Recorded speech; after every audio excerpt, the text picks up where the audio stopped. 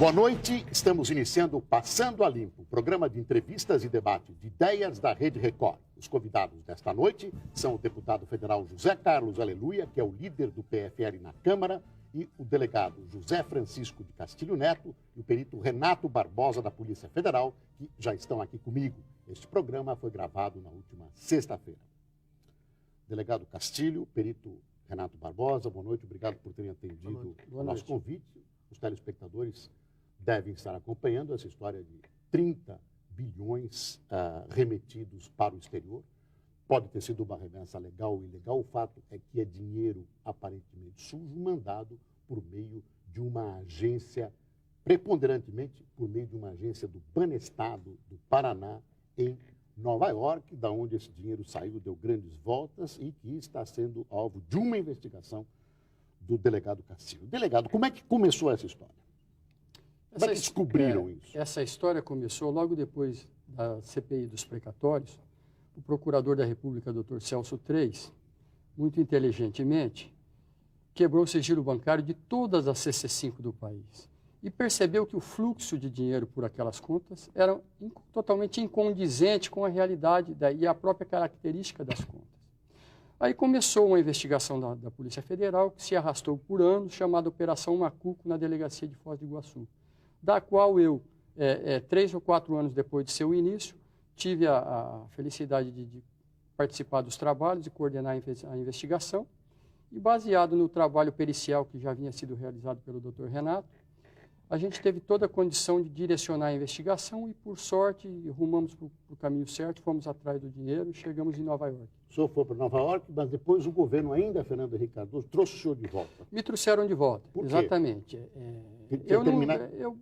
Fica difícil eu opinar sobre isso, mas eu não entendi. Mas, na minha opinião, foi estranho.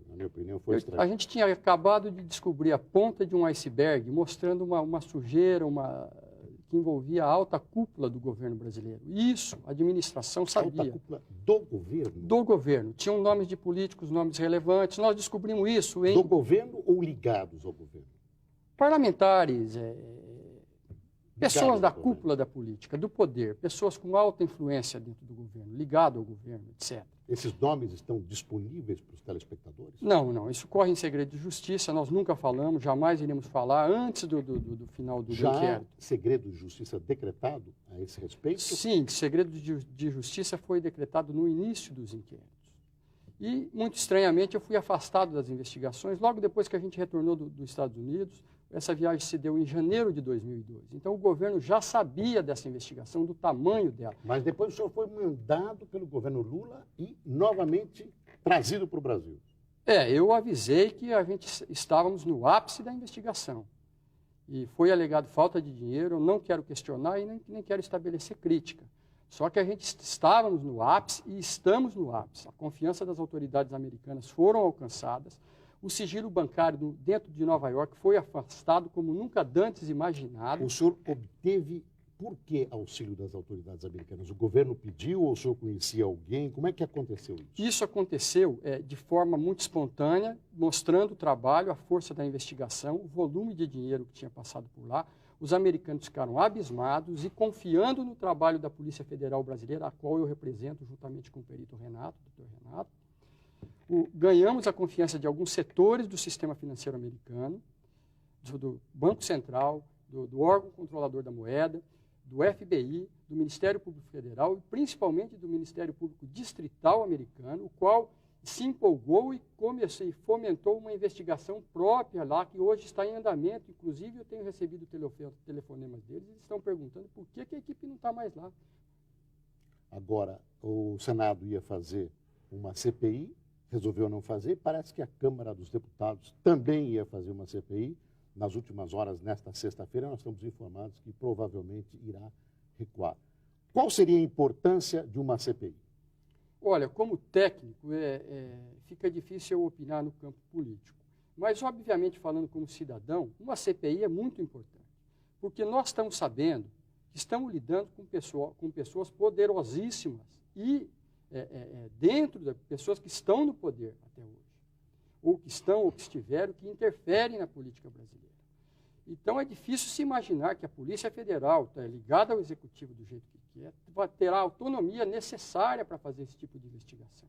E é importante observarmos que são 30 bilhões de dólares, não são 3 mil dólares nem 30 mil dólares, são 30 bi, é um número difícil até de se imaginar. O senhor precisa de mais tempo de investigação no exterior? Ou o senhor já trouxe a documentação suficiente para investigar aqui, continuar até o fim? O que o senhor imagina que seja suficiente aqui no Brasil? Não, muito pelo contrário. Um rastreamento internacional desse porte só se faz no exterior. Na onde a coisa está acontecendo. Em Nova York, nós temos que estar lá investigando passo a passo, quebrando cada um do sigilo bancário de cada uma das contas e prosseguindo até o destino final do dinheiro. Estamos ainda no segundo passo de quebras, quebramos apenas a segunda camada de contas, estamos indo para a quebra da terceira camada de contas, e aí então, na quarta ou quinta quebra, começaremos a chegar aos verdadeiros donos do dinheiro. Que até então os nomes que apareceram por descuido, por certeza da impunidade, porque o sistema de lavagem de dinheiro é todo feito por nome não aparecer. Então, os nomes importantes que temos encontrado agora foram apenas o descuido.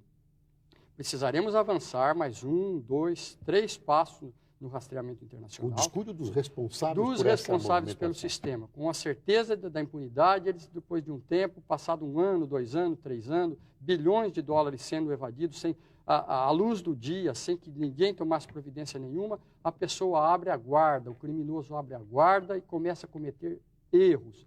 E aí os nomes surgiram, mas surgiram por acaso nessa etapa. Os nomes aparecerão no final, por isso que eu falo, com veemência.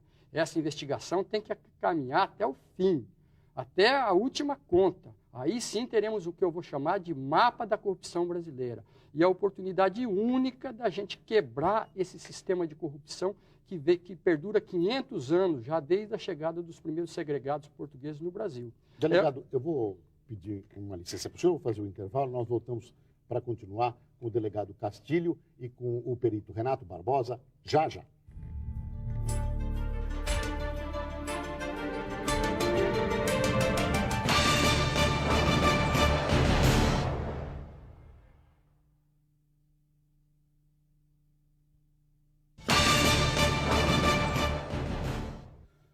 Delegado, o senhor tem tido também apoio, vocês dois, apoio do Ministério Público? Total apoio do Ministério Público. Com a presença de promotores? Procuradores da República e promotores de justiça de todo o Brasil foram até Nova York, trouxeram suas provas e perceberam que estávamos diante de um quebra-cabeça perfeito. Houve um avanço fenomenal com a vinda dos procuradores e aqui no Brasil, nos bastidores, especialmente o procurador da República, Dr. Luiz Francisco de Souza, um ícone da moralidade, diga-se de passagem, tem somado esforços e reunido pessoas e nós temos avançado demais nessa investigação. Estamos torcendo agora com a entrada do Procurador-Geral da República, o próximo, Dr.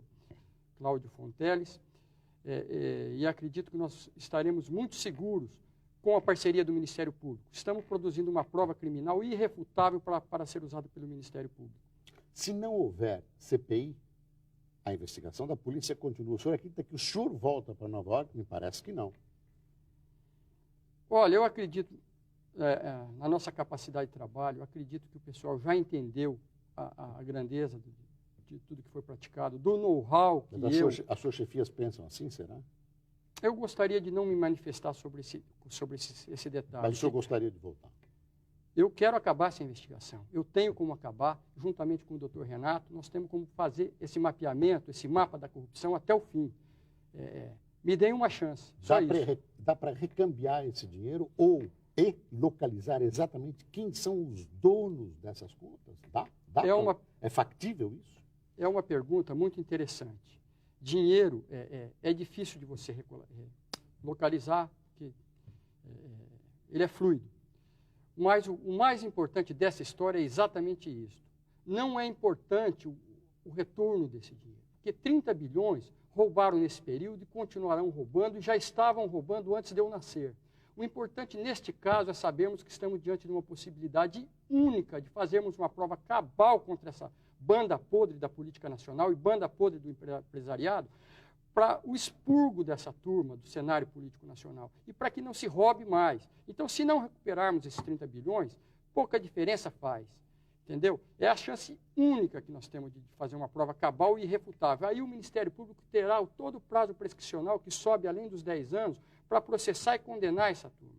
Delegado, uma das contas chama-se Tucano e a acusação que houve aí com papéis divulgados é que ela pertenceria a agente ou, enfim, seria uma conta ligada ao PSDB.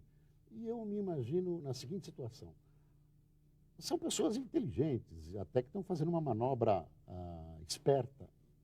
Não lhe soa estranho que essas pessoas teriam posto o nome de Tucano numa conta ligada ao PSDB? No início eu pensei isso também, mas as coincidências são tantas que me gera, no mínimo, a vontade de investigar isso até o fim, detalhe a detalhe, passo a passo. E é perfeitamente factível fazermos isso, e é perfeitamente respondendo a sua pergunta, como bem colocou o doutor Renato, é perfeitamente factível a gente estabelecer todo o caminho percorrido pelo dinheiro até o seu destino final, identificarmos seus proprietários e fazermos uma prova documental irrefutável e vamos esclarecer se é só coincidência, se os nomes que aparecem lá, que coincidentemente coincidem com algumas pessoas do cenário político nacional, se é só uma coincidência, isso a gente tem como constatar. E por que essas pessoas não teriam tomado cuidado de se manter anônimas, totalmente com biombo, se escondendo? Foi como eu disse. Essa cultura da corrupção brasileira, ela vem de longa data. A cultura da impunidade caminha paralela. Essa turma não se preocupou. Isso é uma verdade, eu estou convencido disso. Não se preocuparam e deixaram as falhas. O dinheiro deixa rastro, deixa impressão digital e a Polícia Federal tem como avançar até o final. Isso eu estou dizendo agora, eu quero que fique registrado e eu ainda vou trazer esse resultado para o país e para a nação, juntamente com os demais integrantes da equipe da Polícia Federal. O senhor está mexendo com forças, como o senhor mesmo identifica, muito poderosas. O senhor não teme pela sua incolumidade física, vocês dois? Vocês já foram aconselhados, entre aspas, a diminuir o ímpeto dessas investigações? Sim, constantemente. Familiares, colegas de trabalho, etc. Mas eu acho o seguinte, a serenidade é para o evolucionário. A impetuosidade é para o revolucionário. E, às vezes, só com revolução é que se consegue alguma coisa. Me é difícil conciliar o sono à noite, só de pensar nas crianças que estão na rua, desnutridas, abandonadas, etc. E eu sei que, por trás de tudo isso, está o quadro de corrupção. A corrupção é o crime dos crimes, e ela permite todo o desenvolvimento do resto de todas as outras categorias criminosas. Então, eu acho que precisa ter gente para avançar contra isso aí.